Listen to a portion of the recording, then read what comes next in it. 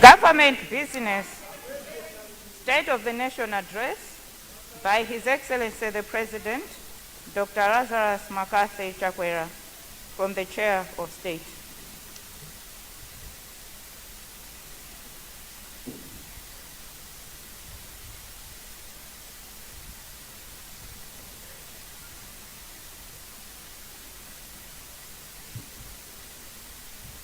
Your Excellency, Madam Monica Chakwera, First Lady of the Republic of Malawi.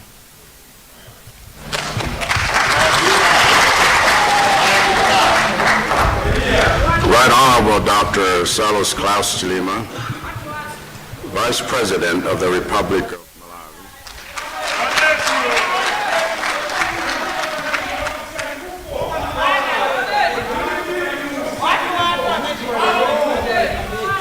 And Madam Chilima.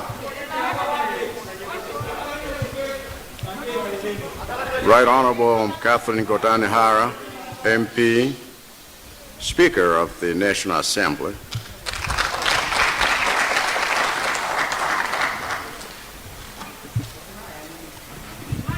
Your Lordship, Honorable Andrew Nyirenda SC, Chief Justice, Honorable Deputy Speakers, Honorable Leader of the House, Honorable Cabinet Ministers and Deputy Ministers, Honorable Justices of Appeal and Judges of the High Court, Honorable Leader of the Opposition, leaders of political parties represented in Parliament, Honorable Members of Parliament,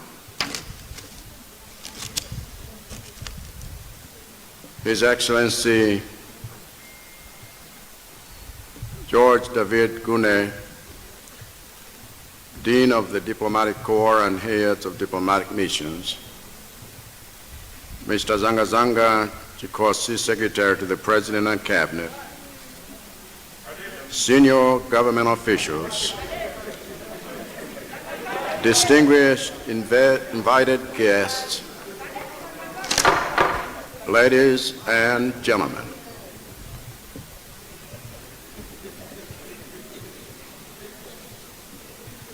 Madam Speaker,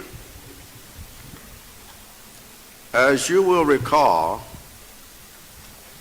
I stood before you in this assembly 250 days ago to present my assessment of the state of our nation.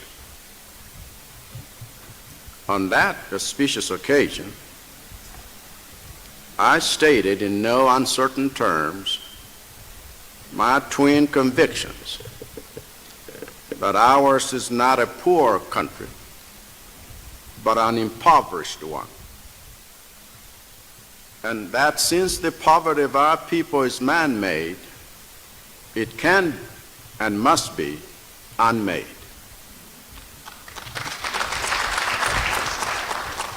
Today, as my administration is in the penultimate month of its first year in office, not only do I stand by these convictions, but I count myself blessed to stand before you and all Malawians with a report on the progress made thus far in our quest to better the lives of our people and lift the face of our nation. Additionally, this report also includes an update on the actions my administration will be taking to further that progress going forward.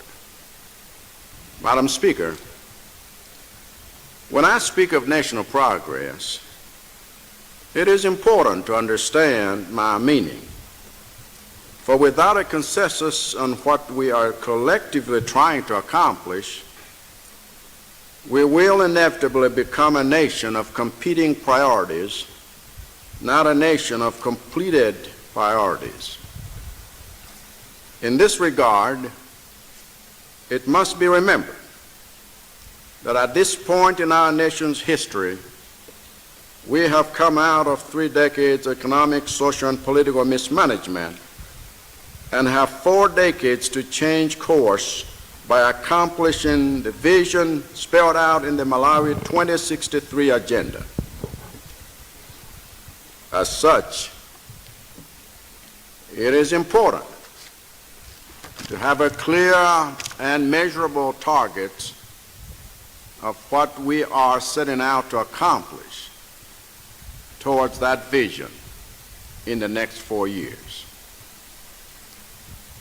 Through the facilitation of the National Planning Commission, we as a nation have stated that the Malawi we want by the year 2063 is, quote, an inclusively wealthy and self-reliant industrialized upper middle income country, end of quote.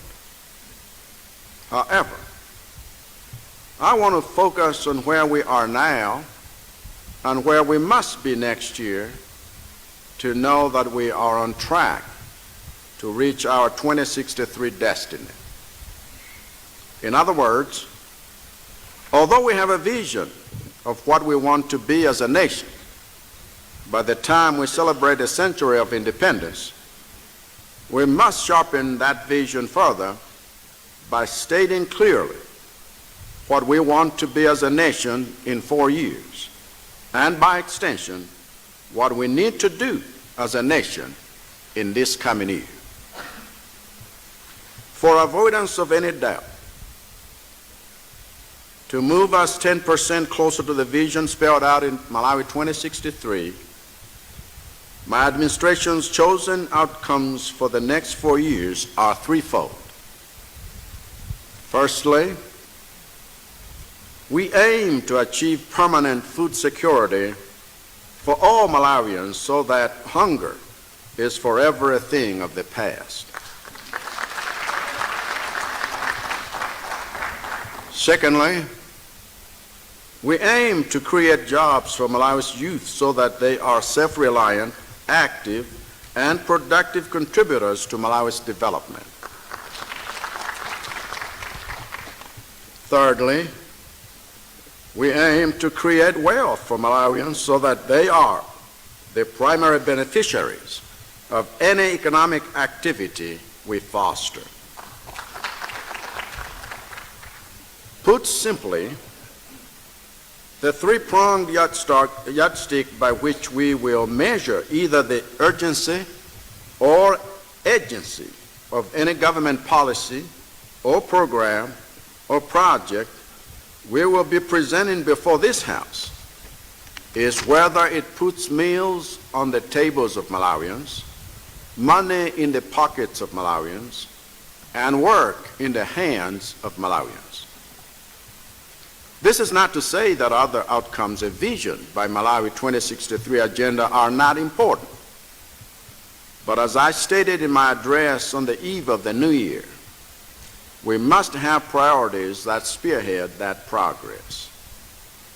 As such, in this inaugural year for pursuing that national agenda, the creation of wealth, jobs, and food security are the three outcomes my administration will focus on as foundational to the equally important priorities we must pursue later. In practice, Madam Speaker, this means that the government ministries, departments, and agencies, MDAs, that are most integral to the realization of these outcomes will be given a lion's share of my administrative attention going forward. It also means that these strategic MDAs will be uniquely targeted for public sector reforms so that we make them fit for use in our pursuit of these priorities. In view of the instrumentality of government MDAs to the delivery of wealth, jobs, and food security to our people, my administration will henceforth treat any cause of slowness or stagnation within any MDA to our pursuit of these outcomes as an enemy of the change Malawians fought for. Madam Speaker, I say this as a lamentation. I must report that over the past 10 months, I have failed the palpable and justifiable frustration that many Malawians are feeling towards certain MDAs over their slowness to effect the change Malawians fought for. As one who shares this frustration, I think it matters not whether an MDA slowness in effecting the administrative, legislative, regulatory, personnel, policy, or operational changes I was elected to implement is caused by professional incompetence or political sabotage or contractual entanglement or personal laziness or entrenched corruption. What matters, and I think I speak for all Malawians here, is to see those either mandated by law or appointed by me to effect these changes doing so with the expedition and efficiency Malawians deserve. I refuse to believe that we must choose between operational standards and delivery speed. My understanding is that the change Malawians fought for through tears, blood, and sweat to put us here demands that we must make good on our promise to do both. It is for this reason, Madam Speaker, that my chosen title for my address today is Accelerating the Change Malawians fought for. In essence, Malawians feel that in this first year, we have turned the country around and started leading that country in the right direction, the direction of a people-centered change. But going into year two, they want to see us engage a higher gear to increase the pace of change. In response to this, going forward, there are 3 delivery accelerators that my administration will invest time, resources, and energy in to speed up the realization of our agenda to create jobs, create wealth, and create food security. These accelerators are infrastructure, especially in the areas of transport and energy, human capital, especially in the areas of health and education, and governance reform and digitization. To use a metaphor, the creation of jobs, wealth, and food security is the promised land at the end of our journey. The strategic MDAs instrumental to achieving these ends are the vehicle that must be driven skillfully to that destination and no other. An investment in better human capital, better infrastructure, and better governance are the road we must pave to accelerate that movement of this vehicle.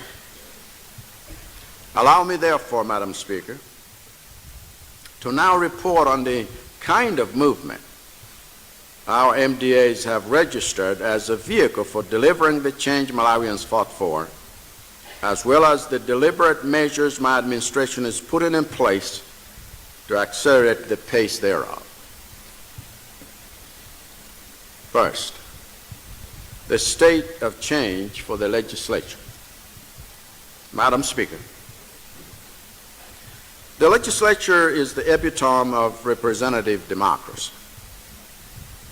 During the period under review, Parliament made a recommendation to me to act on its finding that 2 electoral commissioners were incompetent, but the action I took is now the subject of a court decision. I therefore feel justified and reaffirmed in my long-standing resolve to propose legislative amendments that will enhance Parliament's autonomy from the executive branch and reduce presidential powers.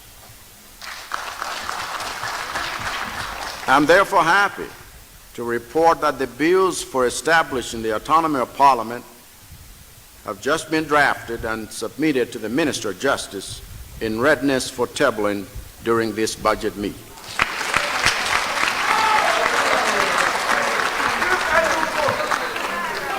Notwithstanding, considering that significant ways in which this Assembly's lack of financial and political autonomy hampers its effectiveness, I wish to note as key successes its passage and review of the 2020-2021 national budget, the tabling and passage of 8 bills into law, and the gazetting of over 100 subsidiary pieces of legislation, the carrying out of its oversight role through as many as 91 committee meetings to scrutinize government policies, projects, and expenditures, and the digitization of its operations to enable members to convene virtually. Similarly, I am happy that pursuant to the Access to Information Act, Malawians are now able to follow proceedings of this House through Parliament television. Even so, I must bring it to the people's attention that the pace of automating the chamber voting system and the Hansard transcription system is not moving at the pace that Malawians deserve, nor is Treasury's identification of funds to construct office space for parliamentarians both here and in their constituencies. I therefore say to the institutions responsible for implementing this that the time for accelerating the change Malawians fought for is now. Madam Speaker, allow me now to turn to the judiciary. The state of change in the judiciary. Madam Speaker, my administration is well known for its efforts to promote human rights, rule of law, transparency, and accountability. Let me highlight a few achievements in the Ministry of Justice under my administration that has been registered during the year in review. We have prosecuted over 1,170 cases in various courts across the country. Out of these cases, 114 were cases of crimes against persons with albinism, of which 68 cases have been completed. We have strengthened the Asset Forfeiture Unit under the Directorate of Public Prosecutions to confiscate all assets accrued from criminal activities. We have vetted 363 disciplinary charges involving civil servants from various government ministries, departments, and agencies, including those interdicted for various offenses. We contested over 1,546 civil cases in various courts and thereby saved 3.9 billion Malawi kwacha in settlement claims on the closed files. We have commenced the implementation of the Deceased Estate Management System to ensure beneficiaries can access their benefits timely, and the system has already served over 700 beneficiaries. We are operationalizing a human rights section within the Ministry of Justice to implement the National Human Rights Action Plan and state party reporting. We have secured the United Nations General Assembly's vote to put Malawi on the Human Rights Council for the next 3 years. We will be recruiting additional lawyers to speed up the process of legislative drafting, civil litigation, administration of deceased estates, registration of companies, patent and intellectual property rights, prosecution of criminal cases, and the provision of legal advice. And we have lined up 15 laws for passage during the 2021-2022 financial year. These successes notwithstanding, I must restate categorically that my administration considers it unacceptable that the entire judiciary gets allocated less than 1% of the national budget. And so I call on this House to correct this imbalance.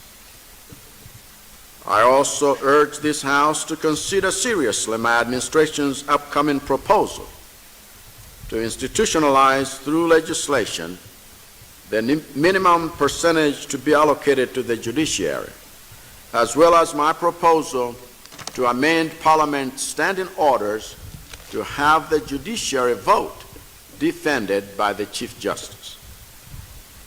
Meanwhile, I appeal to the judiciary to expedite the creation of special courts to efficiently dispose of cases of corruption and theft of public funds.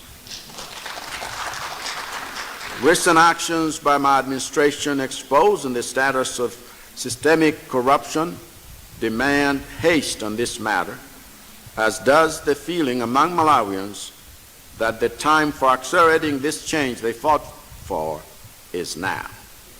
Madam Speaker, since we are on this critical subject of corruption, let me address the status of change in the executive branch, because that is where my actions against graft are already bearing fruit. The state of change for the executive. The fight against corruption, Madam Speaker, is integral to the creation of wealth, jobs, and food security for our people. If a tax-funded loan program like the one my administration has launched through the National Economic Empowerment Fund, NEF, is corrupted by greed and partisanship, then its intended purpose of stimulating economic activity, inspiring agribusiness, and lifting young entrepreneurs out of poverty is defeated. If a donor-funded program like the compact we have with the Millennium Challenge Cooperation, MCC, is corrupted by misappropriation and wastefulness, then its intended effect of bringing electricity to rural communities for economic benefits is thwarted. In other words, it must be our collective resolve to wage war against the cancer of corruption, because it is singularly robbing our country of capital that should otherwise be leveraged for economic and developmental gains.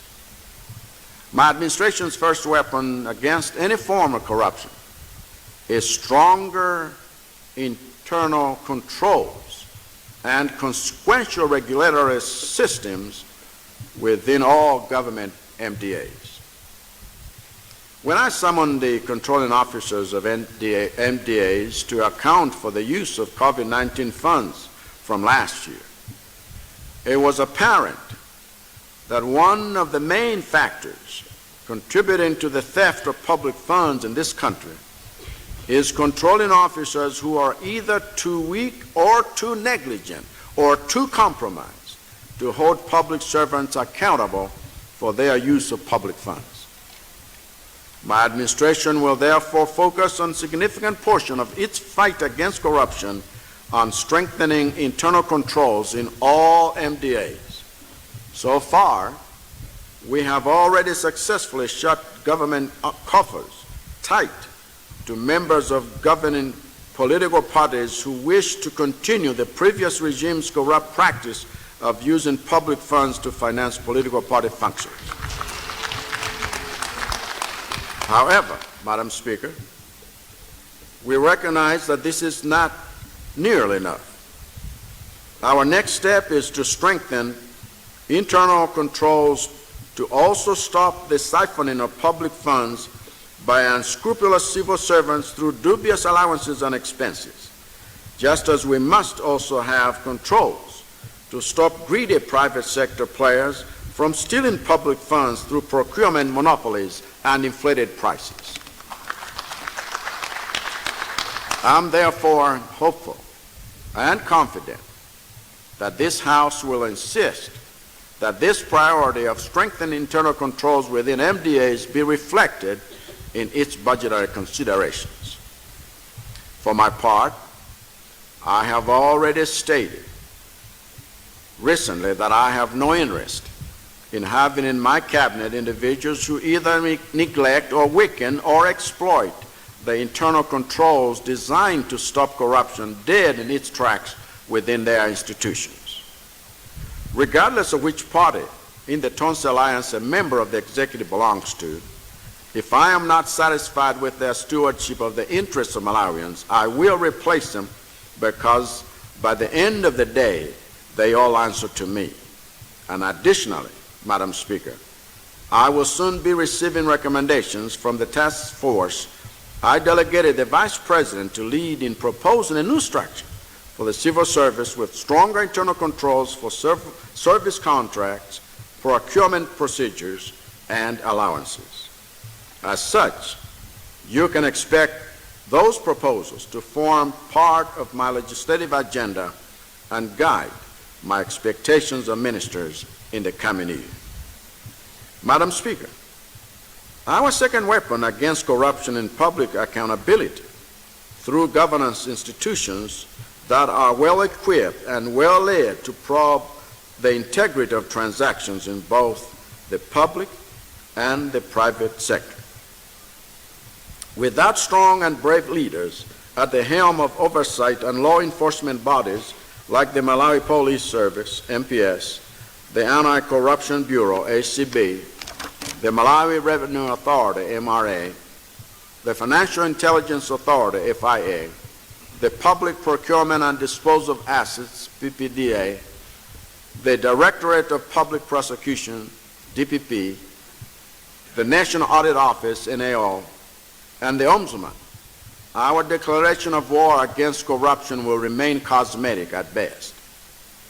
In this regard, I must register my dismay and disappointment with the Public Appointments Committee of this House for its recent decision to reject my appointee for the post of Director General for ACB.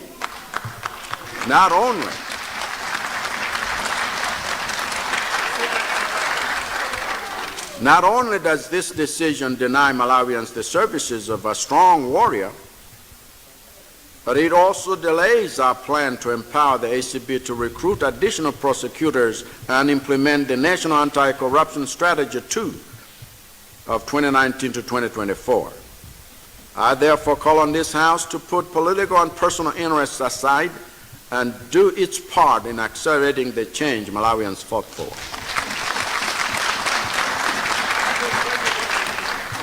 Homeland Security.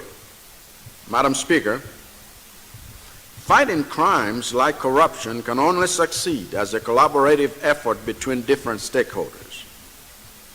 One indispensable stakeholder is the Ministry of Homeland Security, under whose watch Malawians are kept safe through the work of such institutions as the Malawi Police Service and the Department of Immigration.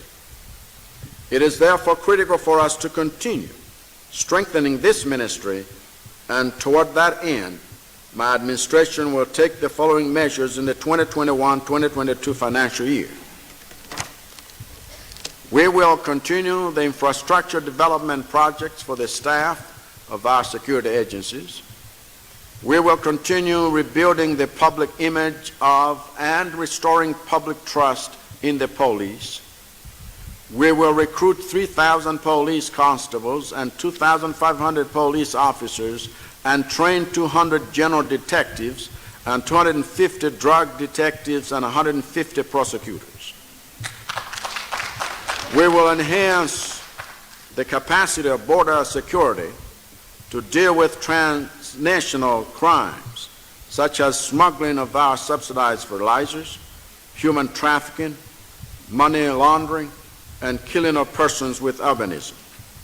And we will improve the national registration system by opening more national registration centers across the country to reduce congestion at registration centers and the waiting period for the national identity card.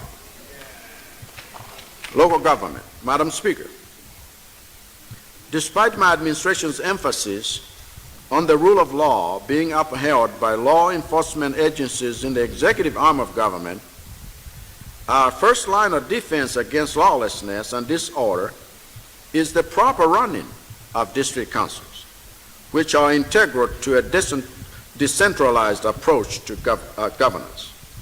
And to this end, we are on course to expedite the institutionalization of a performance-based contract and financing system for the councils, which will in turn make it easier to identify and clear the rubble of non-performers therein. To demonstrate our resolve, my administration will be coordinating and implementing a $100 million governance to enable service delivery GESD project in all 28 district councils aimed at enhancing their performance. Madam Speaker, while on the subject of decentralized governance approach, I am mindful in my maiden State of the Nation address last year, I had already committed my government to fast-tracking the decentralization of transport and public works, lands, mines, tourism, and culture and energy. Although this process has suffered delays, we are determined to accelerate it in order to complete it within the time frame that I had stated at that time. Meanwhile, the development budget to the local councils, worth $12.2 billion, has already been devolved, as has the payment of honoraria for chiefs to eliminate payment delays and fraud. Another key decentralization-related commitment of my administration is the creation of secondary cities in line with Malawi's 2063's concept of rural growth centers that act as bridges between urban and rural development. Toward this end, my administration's vision to develop lakeshore cities, Karonga, Nkarabe, Salima, Mangochi, is a must, albeit with the inclusion of Kota Kota, as is our long-term plan of turning Liwonde, Kasungu, Bangula, and Luchenza into secondary cities. Knowing that government cannot achieve this alone, I invite our development partners and the private sector to engage my administration on partnering up in this area. These investments in governance and decentralization, reform and digitization are designed to accelerate the delivery of our promise to create jobs, wealth, and food security. Let me talk about the state of change for the citizenry as part 4 of my address. Madam Speaker, this august House is aware that in 2015, the United Nations member states, including Malawi, adopted a shared blueprint for peace and prosperity for the people and the planet, the Sustainable Development Goals, SDGs.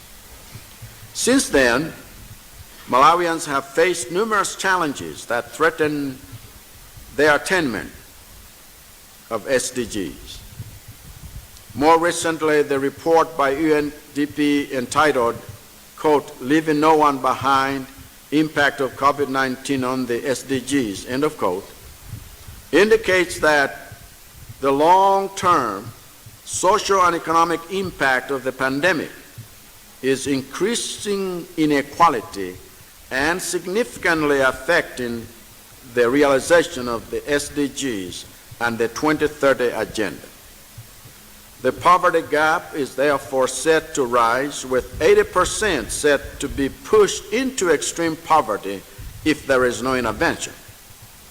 However, there is potential to exceed the development trajectory with an ambitious but feasible set of targeted investments in governance, green economy, and digitization, among others.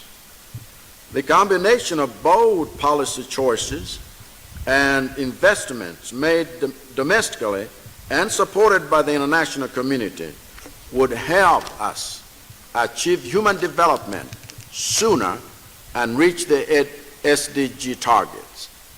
Madam Speaker, with this recognition, our intervention in this environment has saved lives and livelihoods.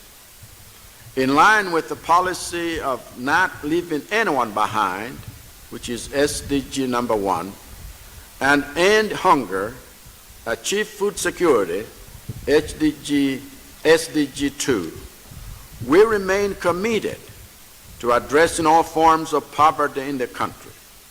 The National Social Support Policy, aimed at providing a coordinated and multidimensional approach towards implementation of social protection programs, is under review. In this context, Madam Speaker, you will recall that I had mentioned at the outset that another accelerator we will be investing in to speed up the delivery of jobs, wealth, and food security is the development of human capital to maintain a healthy, skilled, educated, informed, environmentally safe, and unified citizenry. Please allow me to touch on the facets of this second delivery accelerator in assessing the physical, social, and mental capacity of our citizens to run towards the promised land of jobs, wealth, and food security. As the biblical story of the Israelites teaches us, it is no use to bring a people to the gates of the promised land if they do not have the capacity to fight for it and possess it. We must understand that even though God instituted government to create the conditions for reaching the promised land, no citizen's portion of that land is given on a silver platter. We must accelerate our citizens' possession of it by building their capacity to possess it. For my administration, developing the capacity of our citizens will focus on specific priorities in line with Malawi 2063 in the areas of health, education, information, land, social welfare and protection, and environmental protection. Priorities in health. Madam Speaker, in my first State of the Nation address, I committed my administration to the goal of ensuring that there is a health service every 5-kilometer radius. For this to happen, we intend to pursue the ambition I set last year to construct 900 health posts and staff accommodation in hard-to-reach areas by the year 2022. In the meantime, at community level, we will continue promoting and strengthening the use of digital health through an integrated community health information system that promises to transform community health care delivery and harmonize all community health data. Madam Speaker, through circumstances beyond our control, we have had to make the war on COVID-19 pandemic a top priority for the protection of Malawians. The second wave of the pandemic, which started at the end of December 2020 up to April 2021, was particularly devastating and claimed more than 1,150 lives. As a result, I declared a state of national disaster on January 12, 2021, to facilitate optimum multi-stakeholder response and reverse the trend in both cases and deaths.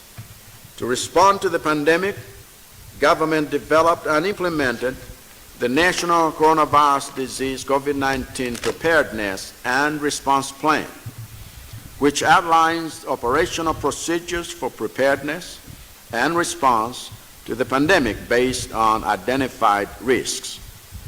To capacitate our response systems, I ordered the Treasury to release $17.5 billion for the mitigation of the pandemic. This was in addition to the $7.5 billion and $6.2 billion allocations made previously. As this august House is aware, I personally ordered an audit of the $6.2 billion COVID-19 funds following a report by the Ombudsman about indications that some of the funds had been abused. Once the independent audit report was out, my administration was then able to take actions based on evidence presented to me, including dozens of arrests. In my public announcement of those actions, I also announced that other public funds would be audited as well, so that the evidence can be used to identify and clear more rubble from state machinery. As part of our fight against COVID-19 pandemic, my administration successfully rolled out a nationwide COVID-19 vaccination program in March this year. As of yesterday, about 325,797 people had been vaccinated across the country. More avenues for securing additional vaccines are being explored, for I have categorically refused to let our citizens be inoculated with expired vaccines. If it's not good enough for use in the Northern Hemisphere, then it's not good enough for use in the Southern Hemisphere. Priorities in education. Madam Speaker, in my maiden State of the Nation address, I committed my administration to the implementation of our manifesto pledge to make primary education compulsory to ensure that no child is left behind. This pledge aligns with Malawi 2063's concept of 12 years of compulsory basic schooling for all children. This is a pledge we are committed to honor, just as we have honored our pledge to unbundle the University of Malawi by gazetting the 4th May 2021 as the commencement date of the standalone universities. We have also successfully increased the enrollment into the university from 36,000 students in the 2019-2020 academic year to 45,809 students, which is no mean achievement in a year of COVID restrictions. Our target is to hit an enrollment of 48,000 in the 2021-2022 fiscal year. Meanwhile, our quest for funding for construction of Mibawa University for the study of animal sciences is underway. Additionally, in the 2021-2022 financial year, we will accelerate the completion of school infrastructure projects, including Chikwawa, Mchinji, and Rumpi teacher training colleges, and the expansion of Domas College of Education with support from JICA. Just 2 days ago, I presided over a commencement of the construction of 200 rural secondary schools under Secondary Education Expansion Development SEED project in partnership with the U.S. government, which will especially be a game changer in according the girl child a door of escape from the horrors of early marriage, early pregnancy, sexual violence, and HIV infection. Priorities in lands, housing, and urban development. Madam Speaker, you may recall that I directed a halt to the implementation of the 2016 Land Act and ordered a review of the same. The review was done, and the newly reviewed land laws will go into force in the 2021-2022 financial year. Madam Speaker, you may also wish to know that my administration is committed to the provision of decent housing to public servants. As such, we have started the construction of the 10,000 houses for secured institutions as follows: 4,000 for Malawi Defense Force, 4,000 for Malawi Police Service, 1,000 for Malawi Immigration Services, and 1,000 for Malawi Prison Service. Going forward, my administration will also do the following. We will designate 5,000 hectares of land to Malawi Investment and Trade Center, MITC, in the next 5 years for allocation to investors. 2, we will finish developing the land information system, which will record 52,000 hard copy files from all regional land offices for better land management. And we will recapitalize the Public Service Housing Scheme and review the Public Service Housing Scheme Treasury Fund order so that public servants can access mortgage loans to build their own houses. Priorities in youth, gender, and social welfare. Madam Speaker, the development of the capacity of our nation's youth and women is an indispensable accelerator of our delivery of the priority outcome of creating jobs, wealth, and food security. Toward that end, my administration has done the following. We implemented an out-of-school youth functional literacy program at 174 learning centers to provide alternative learning opportunities to the youth in Nsanje, Chikwawa, Cholo, Machinga, Korakora, Karabe, Salima, Dedza, and Mangochi with an enrollment of 5,200 learners. We commenced the construction of skills centers and the Jobs for Youth, J4Y, project in 4 training institutions, namely Gar Community Technical College, CTC in Karonga, Bandira CTC in Kotakota, Naminjiwa CTC in Palombe, and Neno Integrated Youth Development Center. And we commenced the construction of the Griffin Sayenda Indoor Sports Complex at Area 48 in Lilongwe City, scheduled for completion by August 2021. Madam Speaker, going into the 2021-2022 financial year, my administration will begin implementing the National Youth Service I promised Malawians during the campaign. Its purpose will be to foster civic engagement, national identity, skilling and job creation for the youth, and recovery and rehabilitation. I must also mention that in the context of the rollout of the National Youth Service, we will continue existing initiatives for the skilling of our youth. These initiatives will include expansion of 7 national technical colleges, namely Sochi, Nasawa, Lilongwe, Salima, Namitete, Mzuzu, and Livingstonia.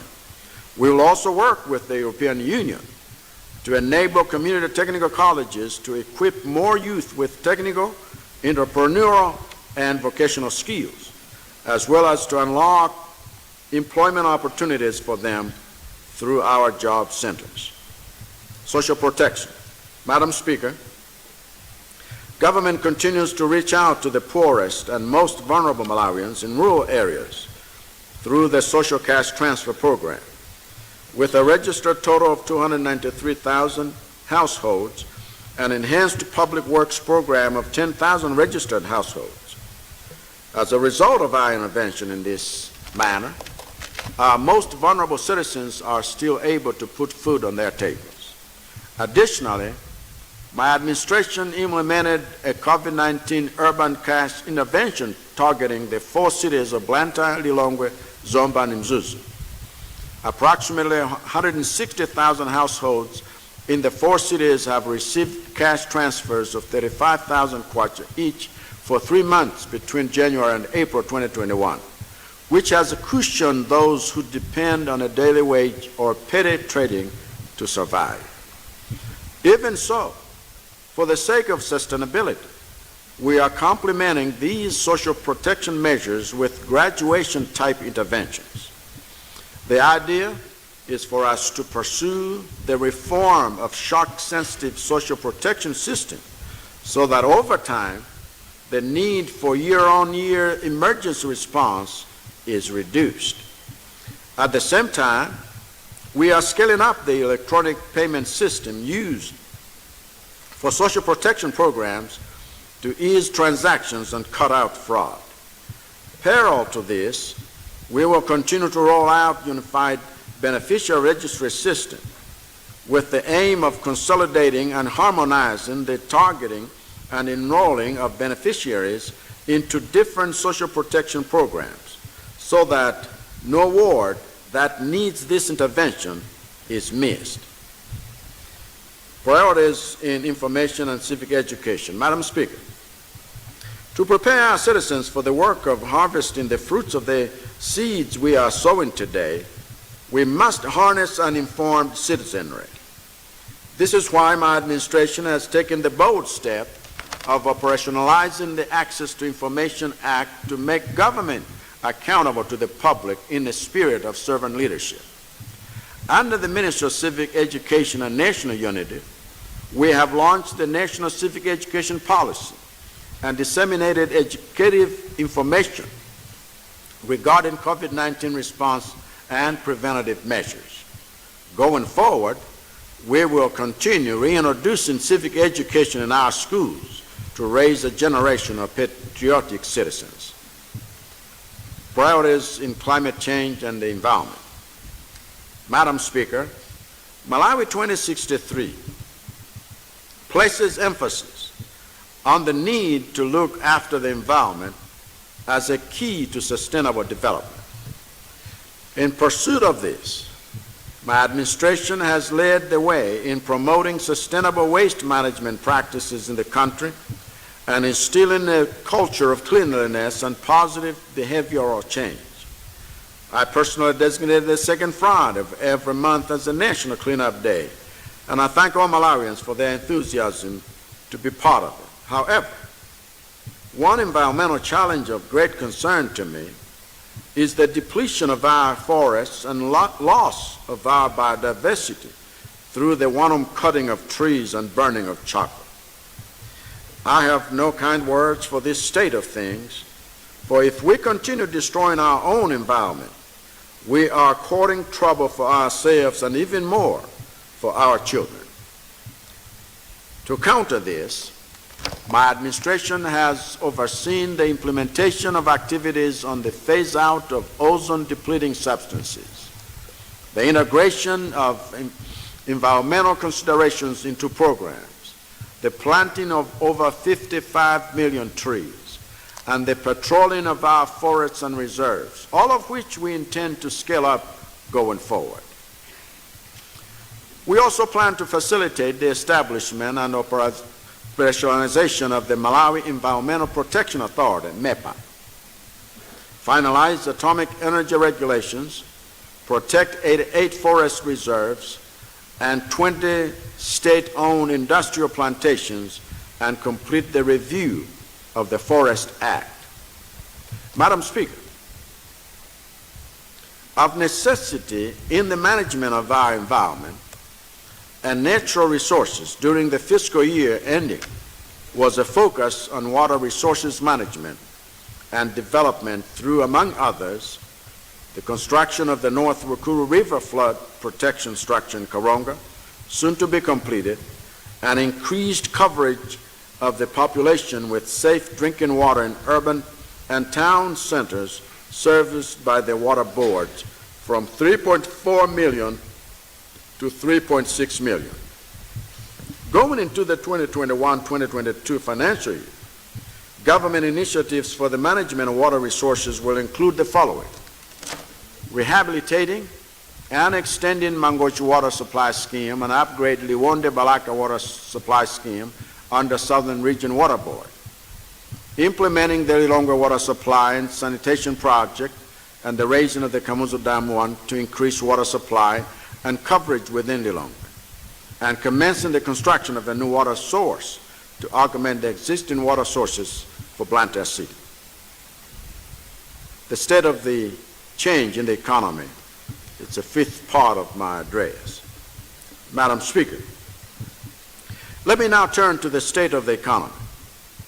I will give an account of how the economy has performed in the 10 months of my administration in the broader context of Malawi 2063 and the narrower context of creating jobs, wealth, and food security. The aspirations outlined in Malawi 2063 are anchored on the three pillars of agricultural productivity and commercialization, industrialization, and urbanization. Currently, the first 10-year implementation plan is being developed. It is around these three pillars that my administration's future economic policies, strategies, and action will center to ensure that Malawi attains middle income status by 2030. Madam Speaker, at this point, let me restate the obvious. that a significant number of economic activities in this country occur in the informal sector, outside the regulated and recorded economy. In addition, the structure of the economy has been changing over time. To take these realities into account, in 2020, the government rebased its gross domestic product, GDP, from using 2010 as the base year to using 2017 as the base year. Consequent to this development, the economy's GDP rose from 6.05 trillion kwacha, that is to say 8.3 billion US dollars, to 8.1 trillion kwacha, that is to say 10.9 billion US dollars, representing a 34% jump in the size of the economy. Before rebasing, Malawi's debt stock of 3.7 trillion kwacha was equivalent to 62.1% of GDP. After rebasing, the same debt stock was equivalent to 45.7%, which, of necessity, improved Malawi's measure of debt sustainability. Another development of economic significance that took place during the year relates to the decision of government in December 2020 to change the fiscal year from starting 1st July of each year to 1st April of each year. This change will take effect from 1st April 2022 and will ease government's ability to fund public institutions involved in the agricultural production cycle. This follows the realization that budgets appropriated in June and implemented from July are late for timely provision of resources for importation of agricultural inputs. Besides, the new fiscal year will facilitate early funding for ADMARC and National Food Reserve Agency, NFRA, to compete favorably in purchasing smallholder agricultural produce. Economic performance. Madam Speaker, during my maiden State of the Nation address, I informed this House that in 2020, the economy would grow in real terms by 1.9%, as measured by gross domestic product, down from an initial estimate of 5.5%, following the onset of the first wave of COVID-19.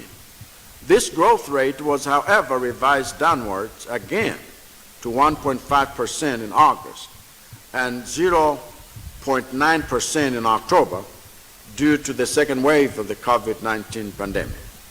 Madam Speaker, the spread of COVID-19 pandemic and its attendant containment measures, including partial lockdown and decongestion of workplaces, had significant impact on the economic performance of the different sectors of the economy, including tourism and accommodation, transportation and storage services, wholesale and retail trade, and the manufacturing sector. By contrast, the agricultural sector demonstrated remarkable resilience under the same pandemic conditions and registered a positive, though modest, growth rate of 0.9% in 2020. Going forward, the 2021 economic growth rate is projected at 3.8%, down from 6.1% on account of the resurgence and persistence of COVID-19 for most of the year. This lower revised growth rate originates from estimated lower growth rates of most sectors of the economy, particularly the manufacturing sector, the construction sector, the wholesale and retail sector, trade sector, and transportation. However, agriculture remains the main driver of the projected growth in 2021 on account of the rolling out of the Affordable Inputs Program, AIP. Crop production, which grew by only 3.4% in 2020, is expected to accelerate to 7.1% growth in 2021, reflecting the level of success brought about by AIP, a success which every well-meaning Malawian ought to applaud. Monetary policy. Madam Speaker, the government's monetary policy in 2020-2021 was aimed at maintaining single-digit inflation, ensuring a stable exchange rate, and providing space for supporting economic recovery. As such, the policy rate was reduced from 13.5% to 12% during the financial year as one way of mitigating the impact of the COVID-19 pandemic on the economy. Government's ultimate goal was to stabilize inflation at 5%, but continued pressure on the exchange rate as a result of the pandemic affected performance of merchandise trade negatively. Consequently, the kwacha depreciated by 2% in the first quarter of 2021, which was exacerbated by an average domestic increase in fuel pump price of 11.25% and electricity tariff increase of 10%. These three factors exerted pressure on inflation rate, which rose to an average of 8.5% during the year. Madam Speaker, during the year, inflation remained contained within single digits. The headline inflation rate, that is to say year-on-year inflation for March 2021, stood at 9.4% compared to 9.8% registered in March 2020. Much of the price movements are driven by food prices, as reflected in food inflation of 11.7% and non-food inflation rates of 6.9% in the same month. Although movements in global petroleum prices and the weakening of the kwacha relative to foreign currencies put pressure on our prices, the country has been experiencing a decline in inflation due to, among other things, availability of food. Although international oil prices are projected to continue rising and the kwacha to continue depreciating in line with the projected trade deficit, the anticipated bumper yield will abate pressures on food inflation. As a result, annual average inflation projection for 2021-2022 is pegged at 8.4%. Madam Speaker, our domestic foreign exchange reserves accumulation has also been affected by the COVID-19 pandemic, and the gross official foreign exchange reserves remain below pre-pandemic levels. The gross official foreign exchange fell to $410.16 million US dollars, equivalent to 1.96 months of imports, as of end March 2021, from $574.26 million US dollars, which is equivalent to 2.75 months of imports recorded at the end of the fourth quarter of 2020. However, the foreign exchange situation is expected to improve owing to the onset of the agricultural marketing season, including the ongoing tobacco marketing, and proceeds from the structured gold market which the Reserve Bank of Malawi has set up in conjunction with the Export Development Fund, EDF. Fiscal policy. Madam Speaker, during the past few years, fiscal deficits have been widening from 4.6% of GDP during the 2018-2019, enhancing tax compliance and enforcing and expanding the tax net through formalization of the informal sector. Madam Speaker, during the 2020-2021 fiscal year, my administration expanded the tax-free band from 45,000 to 100,000 kwacha. In addition, my administration increased the minimum wage from 35,000 per month to 50,000 kwacha per month for workers other than domestic workers, whose minimum wage was raised to 38,000 per month because they already get other benefits from their employers, such as food and sometimes accommodation. These income-enhancing measures are a fulfillment of a campaign promise to build a new Malawi in which working Malawians have more money in their pockets and prosper together. Public finance management. Madam Speaker, I'd like to inform the August House that government is determined to promote transparency, accountability, fiscal discipline, efficiency, and effectiveness in the use and management of public resources. I will therefore not abide the abuse of public resources by those charged with the responsibility of managing them. Consequently, to safeguard and protect public resources from abuse, I am directing the Minister of Finance to finalize the review of the Public Finance Management Act with urgency to ensure that it is tabled in this August House before the end of this fiscal year. The revised Act should provide a robust and comprehensive public finance management framework that must effectively address the current shortfalls and challenges.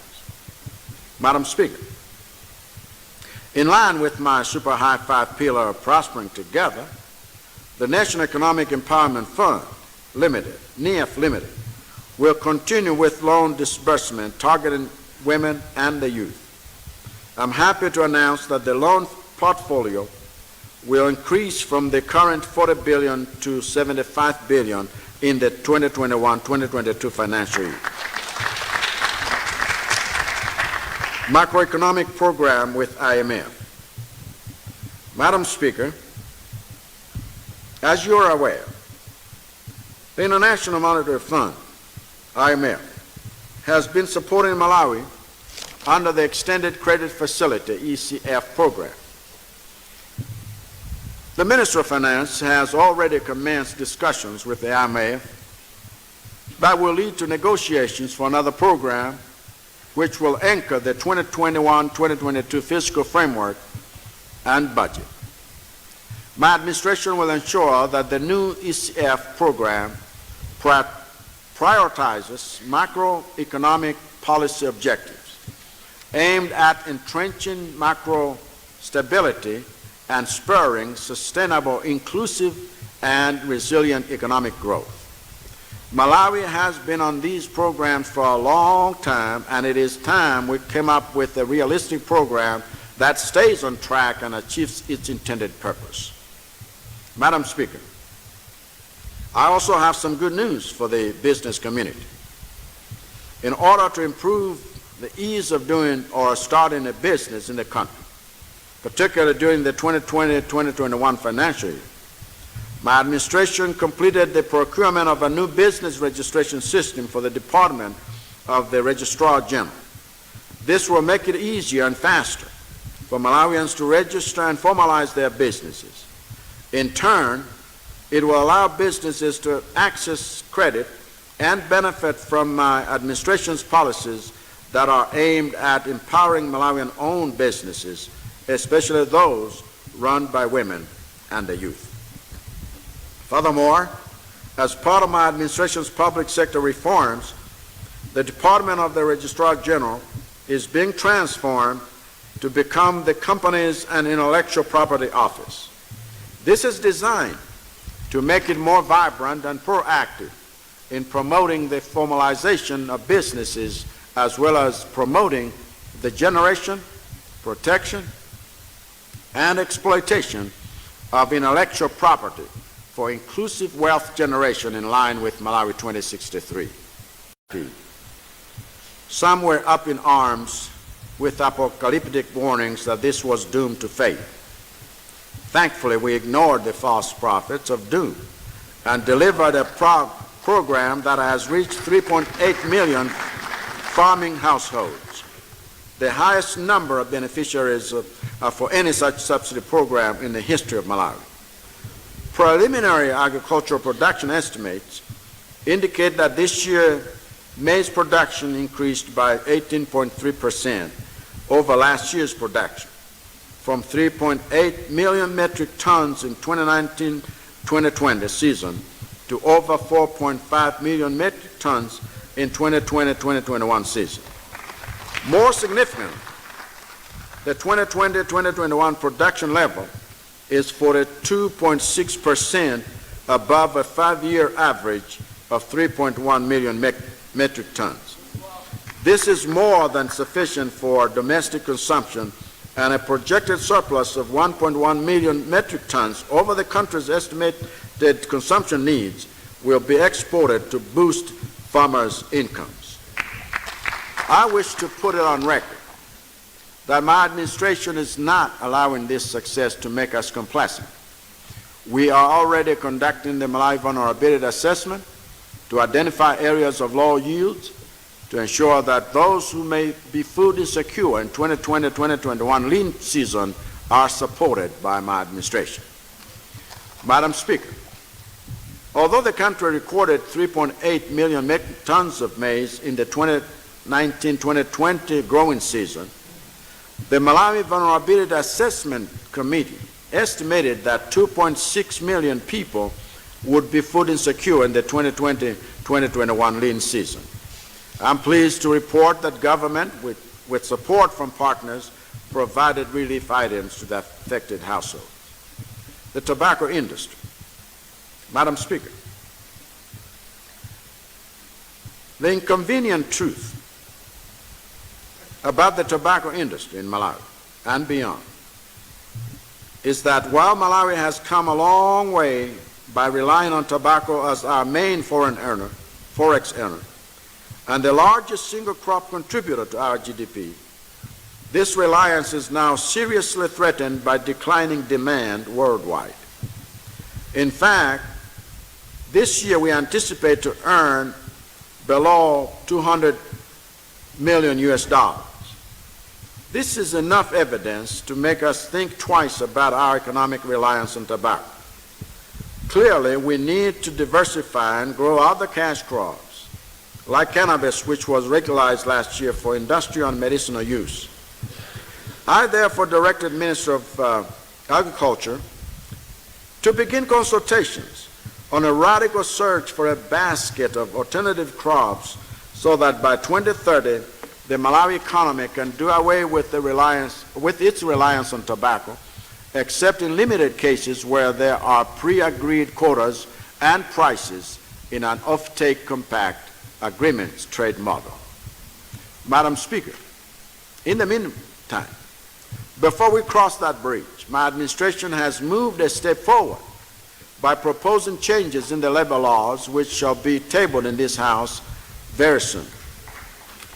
In the same vein, my administration is also proposing a review of the Tobacco Industry Act of 2019 in a bid to sustain the industry a little longer as we manage our exit from this reliance on tobacco. Energy. Madam Speaker, my administration recognizes that industrial and socioeconomic development of the country is dependent on access to modern, reliable, and sufficient energy. The current available hydro generation capacity averages 200 megawatts, but declines to as low as 170 megawatts. This takes place against a projected demand of 616 megawatts. For this reason, my administration has maintained the use of emergency diesel generators, whose installed capacity now is at 124 megawatts. The use of diesel power generators is without doubt expensive and unsustainable in the long run. Therefore, we are exploring alternative sources of power which are cost-effective and sustainable. Madam Speaker, in a bid to increase access to electricity, my administration is implementing Malawi Electricity Access Project, MEAP, whose target is to connect 400,000 households to the grid. Similarly, the Malawi Rural Electrification Program, MARIP, Phase 9, will connect at least 40,000 households. Additionally, through the finalization of the Malawi-Mozambique interconnection, Malawi-Zambia interconnection, and the Southern African power pool, we will continue to close the gap between the energy haves and the energy have-nots. Mining. Madam Speaker, the mining industry in this country may still be in its virgin stages, but my administration has fully embraced the mining sector as a catalyst for restructuring the economy.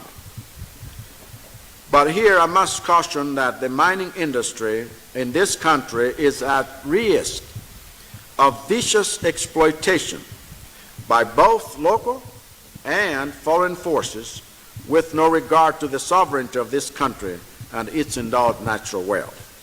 Madam Speaker, in order to bring sanity in the mining industry, my administration will establish a mining regulatory authority in the course of the 2021-2022 fiscal year. The bill for the establishment of this authority is being developed and will be tabled in this August House soon. Additionally, a state-owned mining company was created last year whose objective is to invest in the mining sector, either alone or in partnership with private sector players, in order to increase state participation in the mining sector and ensure that the sector contributes optimally to the socioeconomic development of the country. Madam Speaker, during my maiden State of the Nation address, I did indicate that Malawi exports gold worth an estimated $85 million annually to the Middle East, and yet nothing comes back as export revenues. In order to curb this malpractice of illegal exports, the Reserve Bank of Malawi has been mandated to facilitate a structured gold market to ensure that export earnings are accounted for and to provide support to smallholder mining operators with bankable employment opportunities. This structured market has already started working and proving to be a very important and key economic diversification revenue avenue for Malawi.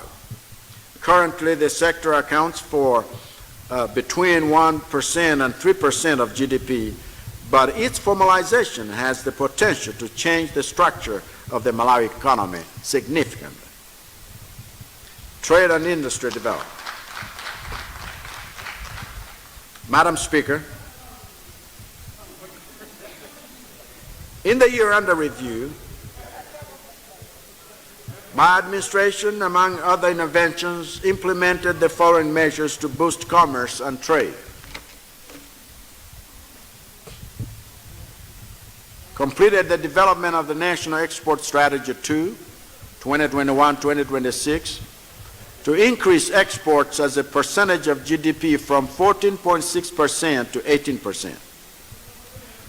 Ratified the African Continental Free Trade Agreement, which will enable the country to access the African Continental Free Trade Area with its products, and completed the construction of a one-stop border post at Mchinji-Mwami-Zambia border, which will ease cross-border trade between Malawi and Zambia.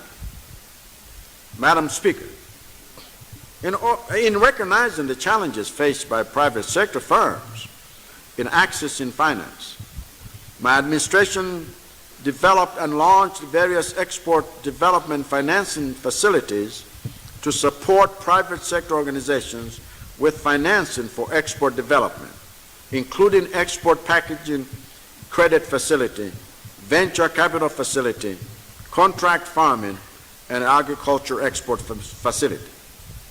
Madam Speaker, my administration inherited arrears owed to private sector for the supply of goods, works, and services amounting to 228 billion Malawi kwacha. Coupled with the impact of COVID-19 on private sector operations, these arrears certainly deprive these economic operators of necessary liquidity. In order to re-energize the sector, my administration is settling these arrears in cash for smaller amounts and by promissory notes for larger amounts. It is my administration's considered view that the jobs we promise to create each year are possible through a vibrant private sector that is enabled by business-friendly government policies like mine. Madam Speaker, in order to promote micro, small, and medium enterprises, MSMEs, you may recall that in my policy speech to the nation on March 28, 2021, I directed all public institutions to procure goods, works, and services from local MSMEs, including those owned by marginalized groups. In this regard, I'd like to urge MSMEs to respond to this gesture by improving the quality and standard of their goods and services, and registering with relevant government institutions to become formal and benefit from more services from government. Transport and public works, road transport. Madam Speaker, transport infrastructure and public works has been identified as an accelerator of economic activities. There can be no exchange of goods and services without transport infrastructure.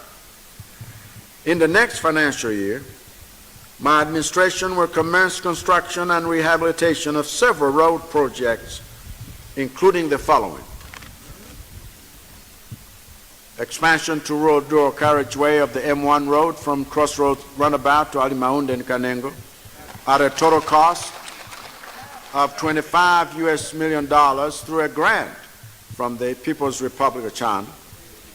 Expansion to dual carriageway of the M1 road section between Lilongwe Hotel and Lilongwe CCP, estimated to cost about $30 million US dollars, with a grant from the Japanese government. The stretch between Lilongwe Hotel and Crossroads Roundabout will be financed locally. Expansion to 6-lane of Kenyatta Drive and Mzimba Street at an estimated cost of 30 billion Malawi. Rehabilitation of the M1 road from Kamuzu International Airport Junction to Mzimba turnoff and from Kacheche to Chiweta at an estimated cost of 195 million euros,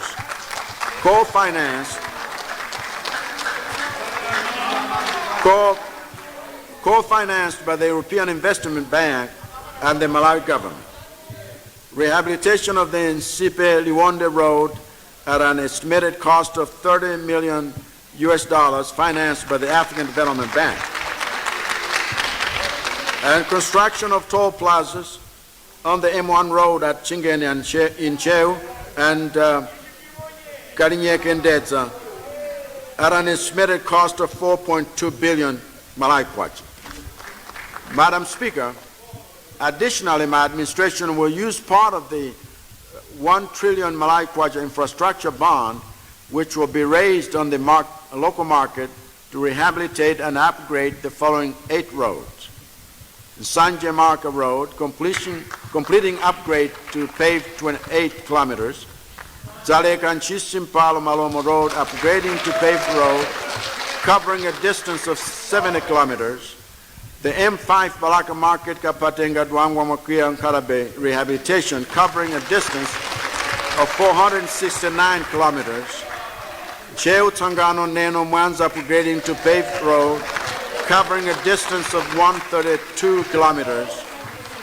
Jenda Dingeni, Ngalaweni, Manyamura, Mzimba Road, upgrading to paved road, covering a distance of 96 kilometers. We will also commission the design and construction of the other stretch from Edingeni, Kamchocho, Eutini, Mperembe, Rumpi Road, as this road has a huge significance in this agricultural rich area. Rilangwe, Chingale, Namatunu, Machinga Road, upgrade to paved road, covering a distance of 62 kilometers. Rumpi, Talile, Nyika, Chitipa Road, upgrade to paved road, covering a distance of 260 kilometers. Chikwawa, Chapananga, Mwanza Road, upgrade to paved road, covering a distance of 106 kilometers.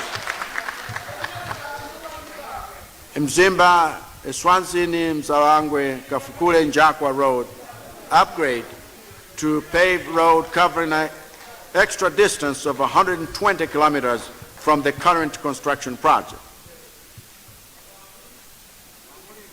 These and among others. Let me proceed, Madam Speaker, to talk about rail transport. Let me now turn to rail transport infrastructure. My administration will resuscitate the Sena Corridor Railway from the port of Barra in Mozambique to Limbe. This will involve rehabilitation and upgrading of the 201-kilometer Limbe-Marca railway section. The funding of these works will also come from the 1 trillion Malawi Kwacha government bond. In addition, my administration will prioritize the construction of the Salima-Tunduma railway line under build, operate, and transfer model following review of the relevant laws to make this happen. Meanwhile, the feasibility study of this railway will start as a matter of urgency. Still on railway lines, we will also commence construction of a 170-meter long railroad bridge across the Ruhr River. Lake services, Madam Speaker, my administration will also finalize the construction works on a 10 billion kwacha port at Likoma Island, which will include a landing facility at Chizumul Island, in addition to improvements of earth roads within Likoma Community Island. Air transport.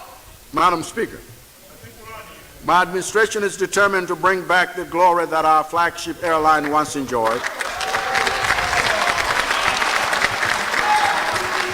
Specifically, we plan to do the following: finalize the establishment of Malawi Civil Aviation Authority to regulate the air transport subsector. We will have a fully fledged Civil Aviation Authority by June 2022. Recapitalize Malawi Airlines and review and correct imbalances in any business relationships between the airline and other entities. Madam Speaker, as part of our efforts to ensure quality infrastructure in the country, my administration is, among other measures, revising the National Construction Industry Act of 1996 and its subsidiary regulations to be in line with AU's Agenda 2063 and the African Continental Free Trade Area. We will also strictly enforce Malawian construction firms' order of 2014, which requires foreign firms to either partner in a joint venture arrangement or subcontract at least 30% of their works by volume or value to local Malawians.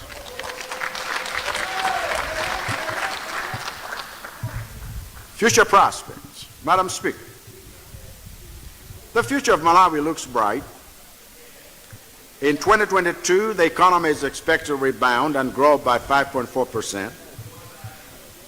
Conditional on easing of COVID-19, this growth will be supported by the rebounding of sectors such as manufacturing, transport, construction, and wholesale and retail as COVID-19 gets contained and the economy becomes more resilient. The rolling out of COVID-19 vaccines in Malawi and other countries is expected to finally contain the pandemic and allow for economic activity to get back to normal, thereby setting in motion the recovery process for the global, regional, and local economies. Equally important in 2022 is the expected high growth in the agricultural sector, which is anticipated to reach 6.2%. This growth will be facilitated by increased demand for crop and animal products and improvements in the implementation of the AIP program, which will be in its second year. Consequently, crop output is expected to grow by 6.7% and animal production by 7.3%. This is the kind of growth that should give us all hope, the kind of growth that we can build on to foster growth in other areas, and the kind of growth we can use to accelerate the change Malawians fought for. The kind of growth we can use to inspire the Zodiak region when we assume its chairmanship this August. That time is now. And God bless you for listening, and God bless Malawi.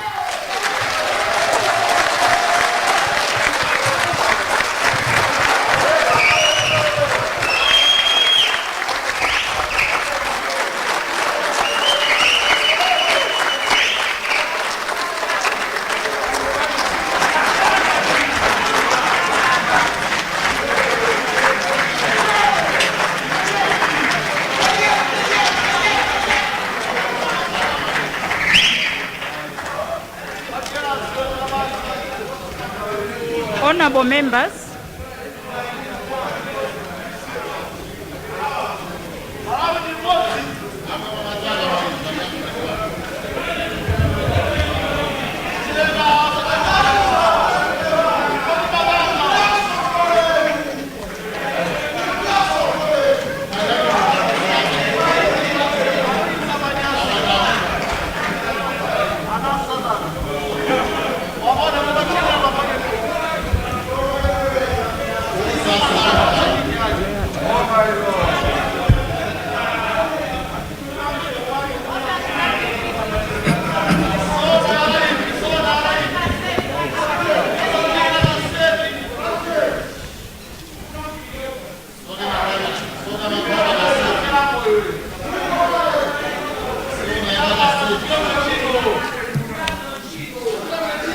announcements and adjournment of the House by the Speaker. Honorable members, I have a few announcements before I adjourn the House. In view of the motion adopted earlier this morning by the House, the chairperson of the Public Appointments Committee would like to invite all members of the Public Appointments Committee to a meeting to be held today, 12 May 2021, in room 257, immediately after adjournment of the House, to agree on how the committee is going to deal with the matter. All members of the committee must attend this meeting. Honorable members, I wish to inform the House that it has pleased His Excellency, the President, Dr. Lazarus Chakwera, to pose for a group photograph with the honorable members of Parliament. The group photograph will be taken in the main entrance of the Parliament building. May I therefore request the honorable members to go to the main entrance of Parliament building immediately after the President has gone out of the chamber. The other announcement is on the distribution of the State of the Nation address. The President's speech will be circulated electronically to all members. Ministers and deputy ministers will receive their President's address from the Office of the President and Cabinet, while members of the diplomatic community will receive the copies from Minister of Foreign Affairs. The Chief Justice and the judges of the Supreme Court of Appeal and the High Court will receive the speech from the Speaker's office. Honorable members, it is now His Excellency, the President's pleasure to take leave of the House. The President will be escorted out of the chamber by the Speaker and the leader of the House, who will be joined by Right Honorable the Vice President of the Republic of Malawi in procession led by the Sergeant at Arms. In this regard, let me remind the journalists to stay away from the aisle of the chamber as His Excellency the President leaves the chamber. Honorable members, I now adjourn the House until Monday, 17th, 2021 at 2 p.m. House adjourned.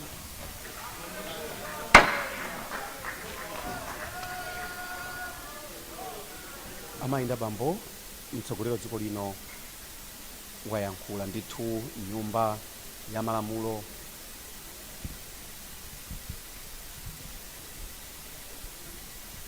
ndipo nthani aliyonse akhale akupita malo amene awakozera kuti akapume pang'ono.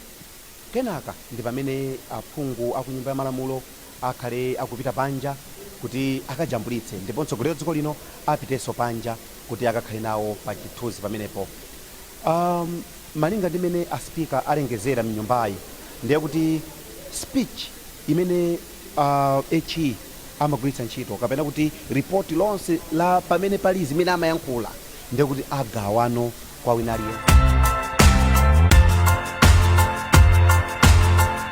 It's about time.